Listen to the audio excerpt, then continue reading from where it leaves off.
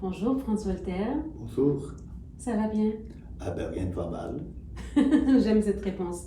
Alors, en tant qu'historien, comment comprenez-vous un festival comme le Festival du Souvenir?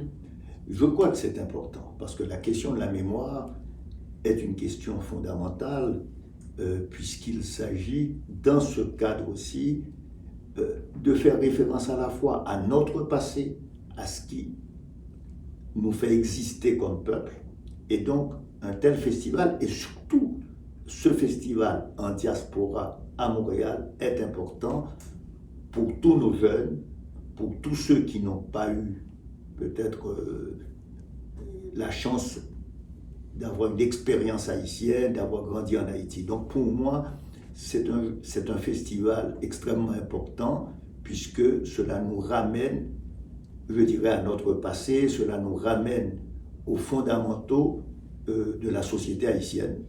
Intéressant ce que vous dites. Même pour les jeunes, par exemple, ça crée un sentiment d'appartenance.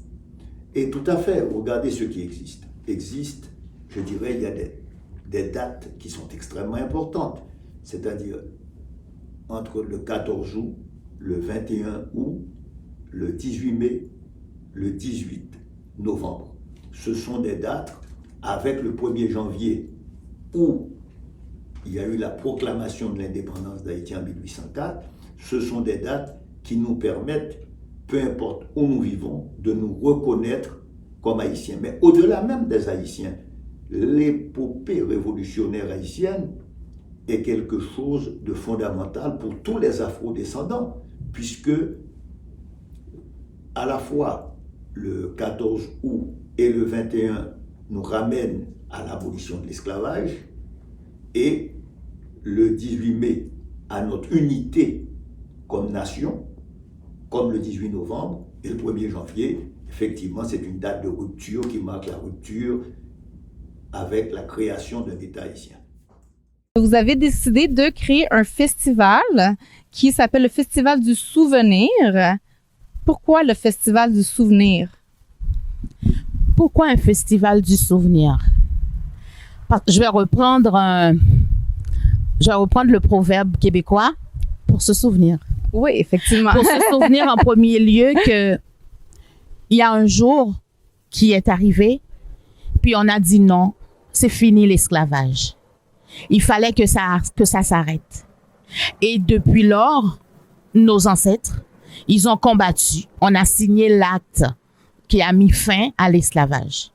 Puis nous, ici, on a dit, mais pourquoi ne pas perpétrer ça?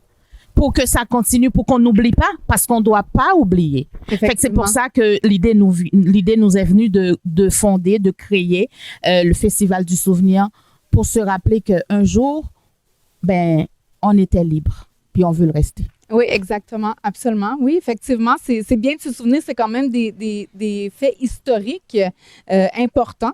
Tout à fait. Donc, mis à part, est-ce que dans votre Festival du Souvenir, est-ce qu'il y a d'autres faits saillants au niveau de l'histoire haïtienne ou c'est vraiment axé sur la libération du peuple? Pas seulement ça, c'est pourquoi, vu que le 23 août, c'est la journée internationale du souvenir de la traite négrière et de son abolition, cette journée-là est commémorée par l'UNESCO depuis 1980. Bonjour Kessler, bien-aimé. Bonjour Rebecca Jean. Ça va bien? Disons mieux. Super. Alors, vous êtes photographe ethnologue. Vous êtes également spécialiste des questions de mémoire historique et du patrimoine culturel. Pourquoi le thème « Désir de s'affranchir » ? Ah, quelle question. Désir de s'affranchir, c'est une sorte de cri de ralliement des humains, au sens que, et quand je parle d'humains, de tous les humains. Oui.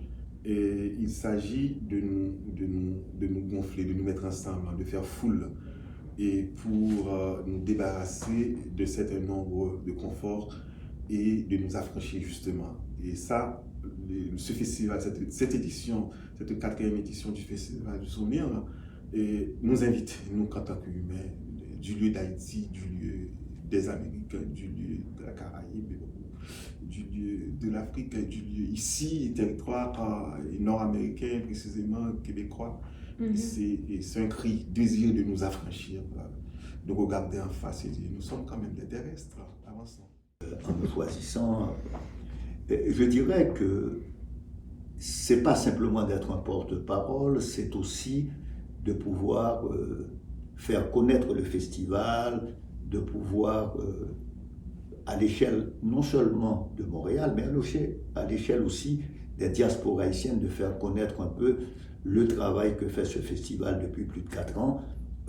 Donc c'est déjà, non pas encore l'âge adulte, mais disons 4 ans, c'est quand même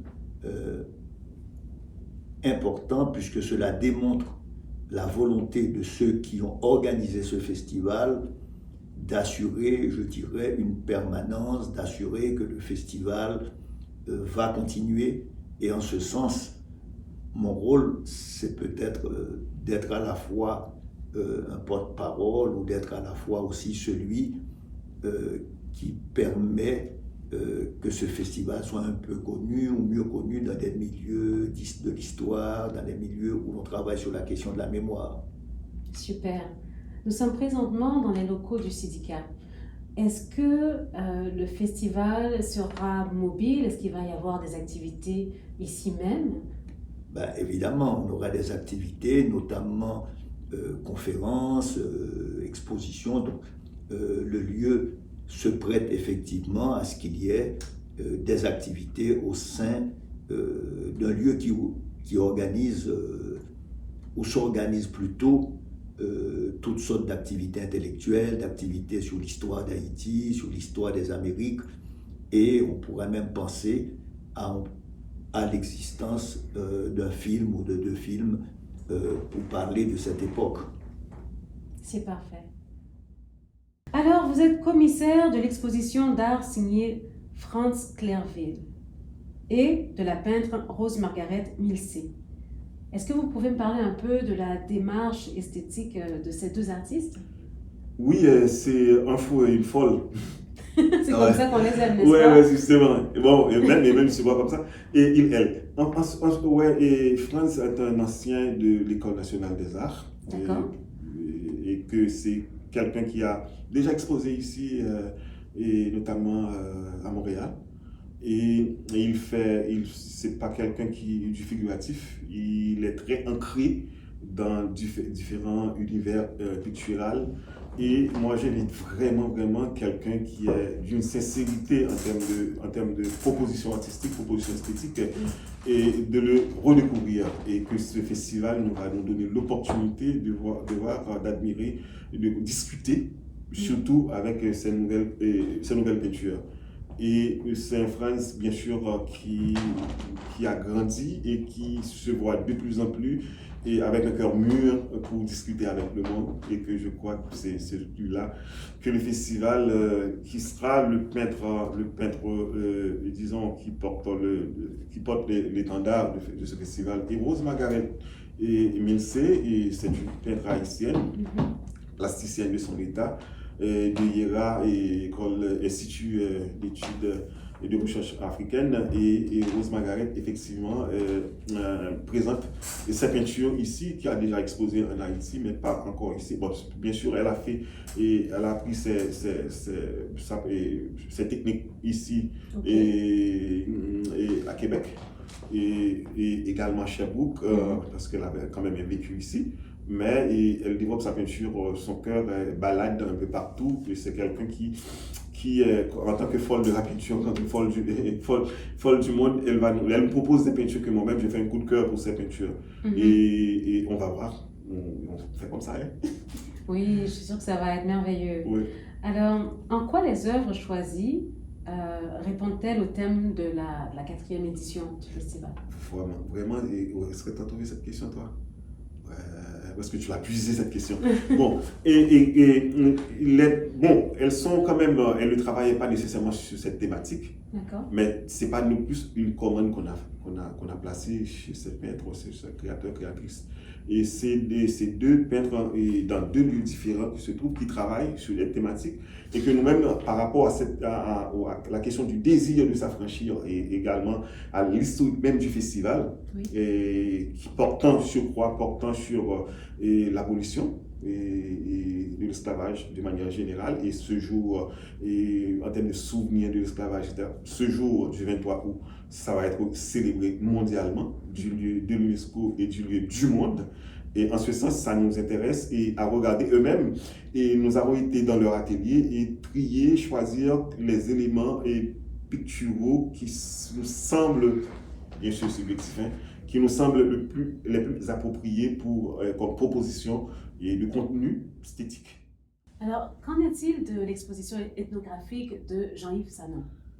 Oui, accompagné d'une exposition d'art, qui est plutôt art, et avec Franz Clairville et Rose Margaret Milsé. Et il sera question également d'une exposition ethnographique. C'est une autre scène qui va commencer, je crois, le 18 et jusqu'au 23. Et toujours ici au syndicat. Et en ce sens, on peut dire que c'est une exposition portant sur le vaudou.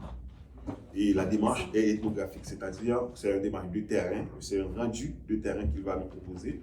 Et il sera là pour nous parler, bien entendu, de cette proposition d'Haïti concernant le vaudou haïtien qui est, quand on parle de vaudou, on pourrait penser à des éléments de superstition. Ce n'est pas nécessairement le cas, mais c'est des éléments ethnographiques du vaudou, portant sur le vaudou qu'il va nous présenter et discuter. Le titre de l'exposition, je crois, c'est Vaudou Tado. Oui. Et j'aime bien ce nom. C'est super. Jean-Yves Sanon. Et donc, j'aimerais bien que le public comprenne que c'est deux scènes, et même si l'exposition a 3 scènes, mais c'est 2 scènes, une scène qui est l'exposition d'art, Oui. Qui va commencer le 14, et l'autre exposition va commencer le 18, je crois. Ouais, c'est ça, au 19. Mais au 23, ça va être l'exposition ethnographique de Jean-Yves Sanon. Donc, c'est 2 scènes différentes. Et pour ne pas mélanger, ça ne veut pas dire qu'on n'aurait pas pu les mélanger, mais bien entendu, la conception est faite pour 2 scènes différentes, et l'approche ethnographique et l'approche artistique, purement artistique, esthétique, si on veut. Super. On aura aussi cette année un concours, Ah oui? un concours d'affiches qui mettra en vedette un des fondateurs de notre libération. Le concours porte son nom, c'est le prix Bookman. D'accord. Donc, c'est Exactement. super intéressant. Et puis, j'imagine que vous allez avoir le concours, vous allez avoir des critères bien précis sur comment participer et comment ce sera évalué. Justement, puisque nous sommes à la veille du lancement des activités, le concours est bien démarré. Il y avait eu beaucoup d'inscrits. Le prix va être proclamé à la journée de clôture. Nous, on s'est arrivé à la date du 23 août. Donc, ça s'appelle Prix Bookman. C'est la première édition de ce prix. On a reçu beaucoup de créations, beaucoup d'œuvres, beaucoup de chefs-d'œuvre. Donc, je vous invite à être là avec nous aussi. Ben, absolument qu'on va être là le 23 août avec à l'Hôtel culturel, Mélomel. On va être là absolument. C'est vraiment des sujets qui sont directement liés avec la mission, l'objectif de partage de l'Hôtel culturel. Ok, alors, on parle des affiches du prix Bookman. Qu'est-ce que c'est? Ne me dites pas que Bookman c'est pas inconnu quand même. Oui, on connaît Bookman. D'accord. On connaît même Bookman Experience. Voilà. Ouais. Mais quand on parle du prix je comprends, Bookman. Ouais. Non, le prix Bookman, c'est quoi? C'est un prix inventé par ici, c'est-à-dire Centre culturel Image, Création et Interprétation. Pour faire quoi? Pour perpétuer la mémoire de ce personnage historique, mémoriel d'Haïti, mais de l'Amérique et de nous-mêmes en tant qu'humains, en tant que terrestres. Super. Donc ça veut dire, le Bookman, il a quand même joué le rôle de Legba. Legba au sens que, accompagné de ses pairs à l'époque, c'est-à-dire entre 14 et 15 août 1791, qui a quand même, ce monsieur, et a quand même été l'instigateur du soulèvement par soulèvement général des personnes mises en esclavage, parce que, attention, on ne dit plus esclave maintenant, parce qu'il faut évoluer avec les concepts. Et donc, en ce sens, et Boukman, à l'époque, la photographie n'était pas là encore. Hein. Et du lieu de Boukman, il ne pouvait pas commander sa peinture. C'était pas un noble comme le faisaient des colons riches le faisaient. Donc on n'a pas une idée de sa photo ou de sa représentation malgré tout ce qu'il a fait pour nous en tant qu'humains, en tant que terrestres. En ce sens, l'idée de ce prix, c'est le fait de mettre finalement nos créateurs, créatrices en mouvement et en situation de création pour imaginer ces gestes. Imaginer des choses que moi-même, je ne vais pas y participer, donc je ne sais pas, j'ai hâte de voir leurs propositions. Et avec ça, on va quand même avoir un corpus assez intéressant et de représentation de Boukman selon le temps contemporain, comment nous, en tant que contemporains, on voit ce personnage historique et mémoriel. C'est ça l'idée du prix Boukman. Le prix est quand même pas mal. Quand même. Et ici, le Centre culturel, la 4e édition de ce festival offre $1 000 au premier prix, $500, c'est pas mal quand même. C'est super. Ouais, justement. Mais comment on fait pour participer? Eh bien, tout simplement, on va taper ici théâtre et puis .com et puis rapidement on y accède, on voit le prix Boukman et on s'inscrit. On propose finalement son affiche et ça va participer, bien sûr, et traiter. Et le jury va décider et j'espère que c'est des connaisseurs qui vont être dans le choix et du gagnant ou de la gagnante et que tout le monde sera content. Et ce sera au pas 45 et la proclamation du gagnant ou de la gagnante ou des gagnants et gagnantes de ce concours d'affiches portant sur Dieudonné Boukman et ce personnage de nous-mêmes et pour les autres. Alors, une affiche. Donc, on n'est pas seulement dans la discipline de la peinture. Là, c'est ouvert. Oui, c'est ouvert. Vraiment, c'est ouvert. On peut se lancer. Oui, et puis bon, c'est ouvert à tous. Ouais, c'est ouvert à tous. Ensuite, on va mettre en valeur ces propositions et ces créations. Et on va les utiliser, bien sûr, pour des activités de promotion et de catalogue et ça sera en circulation bien entendu. Donc il y a tout un tour de projets qui vont être faits avec bien sûr avec les noms, bien sûr, des crédits aux participantes de ce concours important sur Dieudonné Boukman. Merveilleux. Oui, Quelle bonne idée. C'est pas mal. Donc, également, j'en profite pour dire qu'il y aura une scène, c'est la scène la journée du 25, je crois. Oui, c'est ça, 25 au pas 45. Oui. C'est la 3e scène. Il y a une scène d'art ici au Sidika, une scène ethnographique encore ici au Sidika, et toujours une exposition, et l'autre scène sera au pas 45. Les affiches participants dans ce concours elles vont être exposées, et bien entendu, et au pas 45 dans le décor aménagé, érigé, pour nous saluer, etc., pour discuter autour de ce personnage et qui est de nous et des autres gars. Il y aura des expositions ethnographiques sur le vaudou, mais je pense aussi qu'on aura des conférences sur la période, parce que là aussi on peut combiner exposition, cinéma et, je dirais, conférences, donc, et même des débats, tables rondes, donc, parce qu'il faut que ça soit dynamique. Tout à fait. Donc il y aurait plusieurs types d'activités qui vont se présenter pendant ce mois d'août. Et comme je le dis souvent, dans l'histoire de notre pays, entre le 13 août jusqu'au 21 août, c'est un moment capital dans notre histoire. C'est le moment où effectivement se pose la question de l'abolition de l'esclavage. Et on est dans un cas presque unique, c'est-à-dire il s'agit plus que d'un soulèvement d'esclaves, plus qu'un marronnage. La révolution haïtienne prend naissance à partir de ce soulèvement des masses dans la plaine du Nord, soulèvement qui va s'étendre après dans l'Ouest et dans le reste du pays.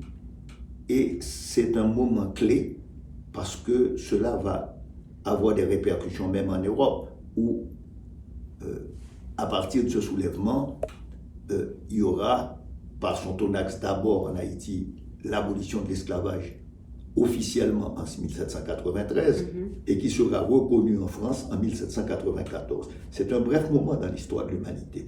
C'est pourquoi je dis que la geste haïtienne, c'est une geste qui a un impact sur tout le continent américain.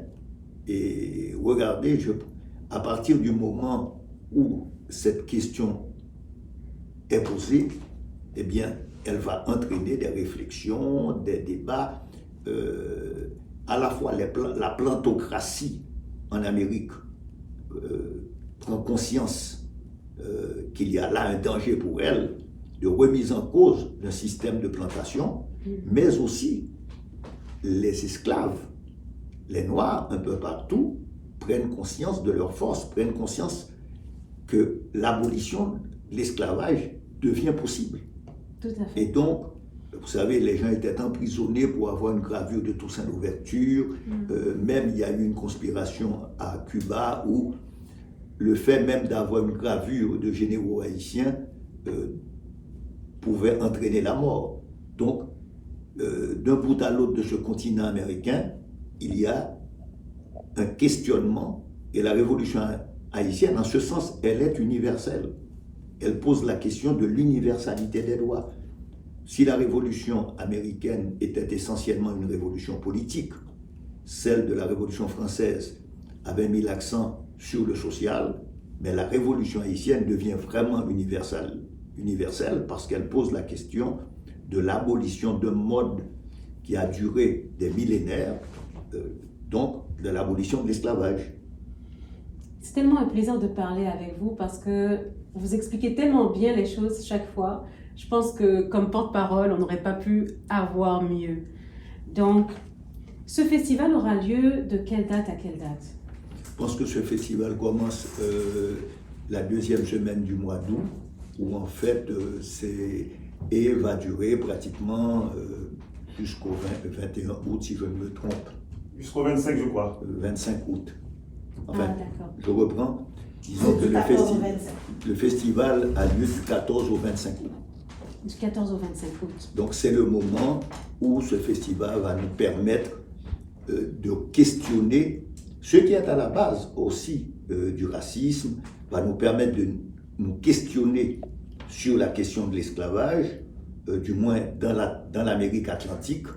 Et cette question de l'esclavage va être posée partout, dans toutes les colonies américaines basées sur l'esclavage, colonies américaines, c'est-à-dire celles anglaises, françaises, et la révolution haïtienne est précurseur dans ce sens des abolitions. Regardez que si la révolution haïtienne aboutit à l'indépendance d'Haïti en 1804, mais 1804 c'est symbolique parce que Napoléon va rétablir l'esclavage en Guadeloupe et dans les territoires français. Et on voit une chaîne d'abolition en Amérique latine qui va s'échelonner jusqu'à la dernière abolition qui est celle du Brésil, qui est à la fin du 19e siècle. Incroyable. Souvent, on oublie l'impact qu'Haïti a pu avoir sur le reste du monde. Et je crois qu'un festival comme celui-ci, c'est vraiment une belle initiative parce qu'on en a besoin. On a besoin de se rappeler, on a besoin aussi de cultiver ce sentiment d'appartenance et aussi de s'engager dans cette lutte qui n'est pas terminée. Parce qu'effectivement, à la naissance aussi du racisme, il faut nous ramener aussi à l'esclavage. Donc la question du racisme qui se pose encore aujourd'hui, et des fois avec acuité, notamment dans le cadre du racisme systémique, il faut se rappeler qu'en Amérique et dans les Amériques, pas seulement en Amérique du Nord, mais dans l'ensemble des Amériques, la question de l'esclavage est liée à la naissance du racisme. Il faut aussi se rappeler que la question de l'indépendance haïtienne, eh bien, elle est fondamentale. Et vous savez, quand vous sortez de nos bureaux ici, vous remarquerez une affiche, celle du Québec Mirror, c'est-à-dire un journal québécois anglophone qui en 1805, c'est-à-dire avait fait traduire la constitution haïtienne de 1805. Il faut se rappeler que partout en Suède a été... Donc j'ai pris la Suède parce que c'est un exemple très lointain. On pense que la Suède n'est pas liée à l'esclavage, mais en fait, la Suède avait un comptoir dans l'île de Saint-Barthélemy. Eh bien, en Suède, il y a eu plus d'une centaine d'articles sur Toussaint Louverture, sur Dessalines, parce que cela questionnait les fondements même de l'existence des colonies esclavagistes en Amérique. Ça touchait tous les pays européens. Merveilleux. France Voltaire, merci. Merci de nous avoir reçus. On voulait juste avoir un petit aperçu aujourd'hui, en espérant que ça va donner envie aux gens de s'intéresser encore plus à notre histoire. Encore merci et puis on se voit au festival. Parfait, merci, c'est un plaisir. Donc, pour cette 4e édition, votre programmation est du 14 au 25 août. Donc, votre date fétiche est le 23, mais le festival est vraiment du 14 au 25 août. Donc, est-ce que vous pouvez me parler un petit peu pas la présentation, mais de la programmation, dis-je? Ben, on peut dire que cette année, on présente la programmation comme 3 scènes. Par exemple, du 14 au 19 août, il va y avoir un lancement, on peut dire, c'est le lancement des expositions au Sidika. Et il va y avoir une première scène d'exposition parce que les expositions qu'on va faire, c'est des expositions qui vont être animées.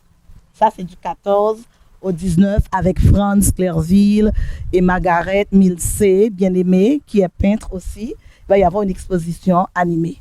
Je crois que c'est du 20 au 23 août. Il y aura une exposition ethnographique et un débat avec Jean-Yves Sanon. Ce sera fait au Sidika. Puis le 15 août à 16h, nous aurons aussi une conférence en ligne. Ce sera une représentation picturale de la cérémonie du bois caïman. Ce sera avec Sterling Ulysse. Et aussi, le 19 août à 16h, il y aura aussi une projection, discussion sur un film de Jean-Jacques Dessalines avec Franz Voltaire, Arnold Antonin et Kessler Bien-Aimé. Où est-ce qu'on peut avoir accès à la programmation? Est-ce qu'il y a un site en ligne? Est-ce qu'il faut communiquer avec ici? Comment ça fonctionne pour avoir l'information de la programmation? Et est-ce que c'est clair aussi pour les gens qui veulent être exposants ou participants à quelque chose, bénévoles, où trouver l'information? Ben, les gens peuvent tout simplement aller sur le site icitheatre.ca. Et par la suite, ils peuvent nous contacter au 514-962-8640 ou tout simplement aller sur notre page Facebook, ici, Images, Création, Interprétation.